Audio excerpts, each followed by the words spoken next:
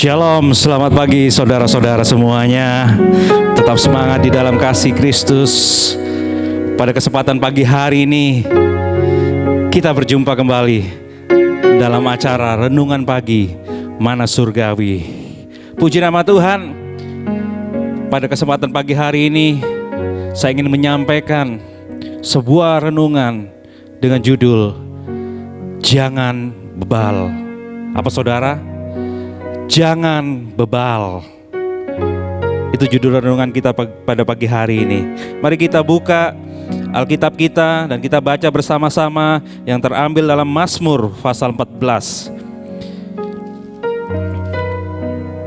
Saya akan bacakan Mazmur 14. Kebebalan manusia, ayat yang pertama. Untuk pemimpin biduan dari Daud. Orang bebal berkata dalam hatinya, tidak ada Allah. Busuk dan jijik perbuatan mereka, tidak ada yang berbuat baik. Ayat yang kedua, Tuhan memandang dari surga kepada anak-anak manusia untuk melihat apakah ada yang berakal budi dan yang mencari Allah. Mereka semua telah menyeleweng, semua telah bejat. Tidak ada yang berbuat baik, seorang pun tidak. Tidak sadarkah semua orang yang melakukan kejahatan, yang memakan habis umatku seperti memakan roti, dan yang tidak berseru kepada Tuhan? Di sanalah mereka ditimpa kekejutan yang besar, sebab Allah menyertai angkatan yang benar. Kamu dapat mengolok-olok maksud orang yang tertindas, tetapi Tuhan adalah tempat perlindungannya. Ya, datanglah kiranya dari Sion keselamatan bagi Israel. Apabila Tuhan memulihkan keadaan umatnya, maka Yakub akan bersorak-sorai, Israel akan bersuka cita. Yang percaya katakan bersama dengan saya, amin, haleluya. Jangan bebal.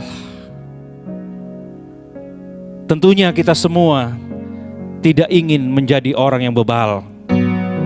Tuhan pun tidak suka dengan orang yang bebal. Mari kita belajar bersama-sama. Kita mau tahu dulu apa arti kata bebal. Arti kata bebal di dalam Kamus Besar Bahasa Indonesia itu diartikan sukar mengerti. Sukar mengerti. Tidak cepat menanggapi sesuatu, atau tidak tajam pikiran. Bodoh. Jadi saudara, bebal itu diartikan sukar untuk mengerti, tidak cepat menanggapi sesuatu, atau juga bisa disebut bodoh. Kita tidak mau menjadi orang Kristen yang bodoh, yang bebal. Nah, bebal dalam Alkitab terjemahan bahasa Inggris seluruhnya menggunakan kata full,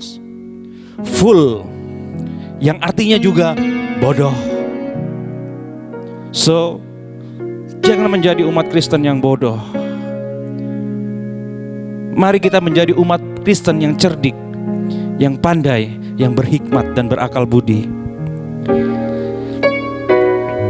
Siapa sih orang bebal itu? Dari bacaan yang tadi kita baca, yang kita telah baca, orang bebal itu adalah orang yang tidak mengakui keberadaan Allah, alias orang yang tidak percaya ada Allah. Banyak sekali saya pernah dengar bahwa orang-orang yang tidak percaya, orang-orang yang bebal ini berkata, kalau ada Allah, kenapa harus ada bencana alam? Kalau ada Allah, kenapa harus ada virus COVID-19? Kenapa harus ada virus corona kalau ada Allah? Kalau Allah itu ada, kenapa harus ada banjir? Kalau Allah itu ada, kenapa harus ada sakit penyakit? Itu sering kita dengar. Saya pun sering mendengar seperti itu.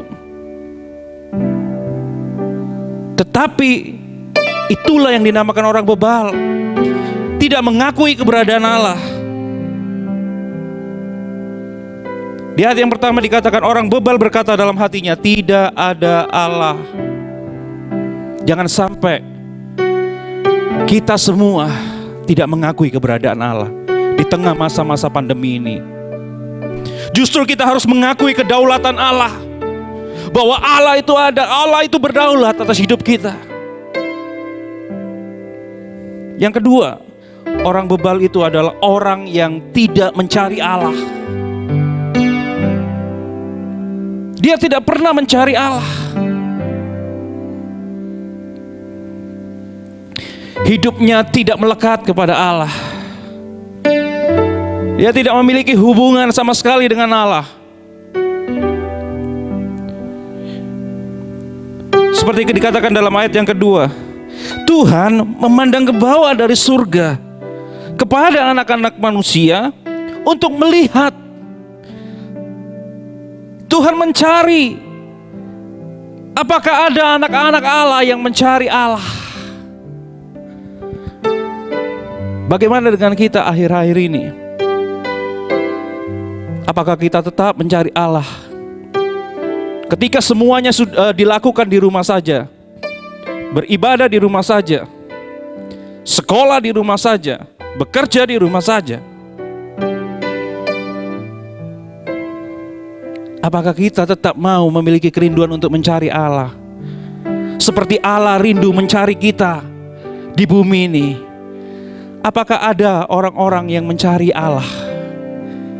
Tentu saja kita mau memiliki hubungan dua arah. Ketika Allah mencari kita, Allah menikmati kehadiran kita. Ketika kita mencari Allah, Allah juga menikmati kehadiran kita. Jangan jadi orang bebal. Jangan menjadi orang yang tidak mencari Allah. Carilah Allah. Yang ketiga, orang bebal itu tidak suka melakukan perbuatan yang baik. Tidak suka melakukan perbuatan yang baik. Di ayat yang pertama bagian terakhir, busuk dan jijik perbuatan mereka. Tidak ada yang berbuat baik. Maukah kita berbuat baik pada akhir-akhir ini? Pada akhir zaman ini, kita mau berbuat baik kepada semua orang. Kita pergunakan semuanya, anggota tubuh kita, untuk kemuliaan nama Tuhan.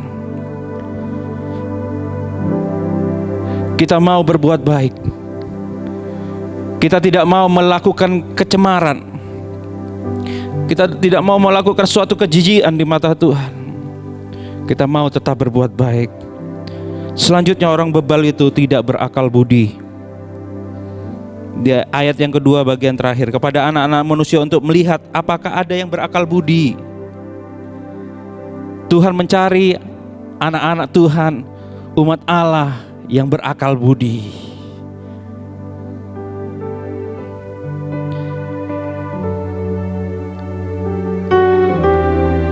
Permulaan hikmat adalah takut akan Tuhan.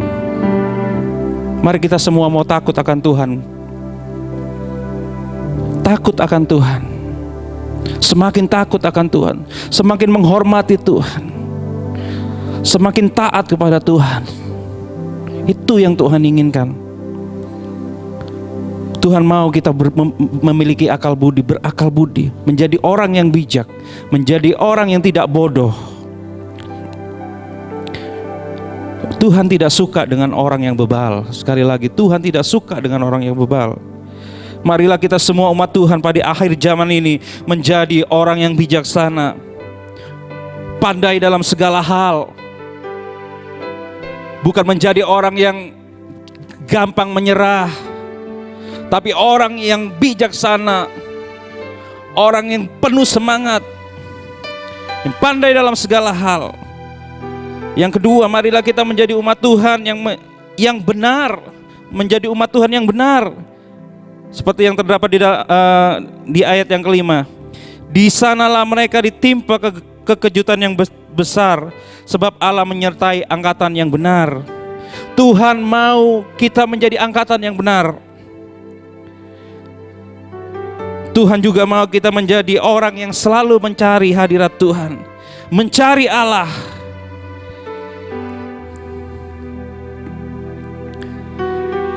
Saya percaya ketika kita menjadi orang yang benar, ketika kita menjadi orang yang cerdik, orang yang bijak, orang yang selalu mencari Allah, orang yang dekat dengan Allah, orang yang tidak bebal, saya percaya Tuhan akan menyertai kita.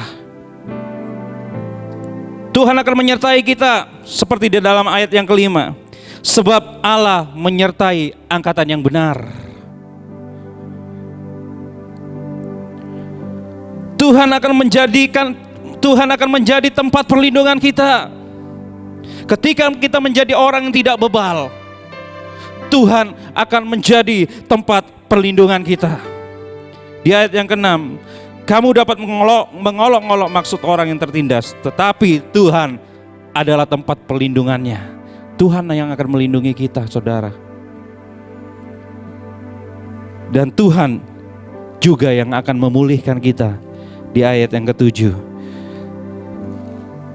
ya datanglah kiranya dari Sion keselamatan bagi Israel. Apabila Tuhan memulihkan keadaannya, maka Yakub akan bersorak-sorak, Israel akan bersuka cita. Dan akhirnya kita akan bersuka cita di dalam Tuhan. Jangan bebal, saudara. Jangan bebal. Jadilah umat Allah yang menyenangkan hati Tuhan. Puji nama Tuhan, mari kita tundukkan hati kita. Kita mau menyenangkan hati Tuhan. Terima kasih Tuhan. Kami mau menyenangkan hatimu.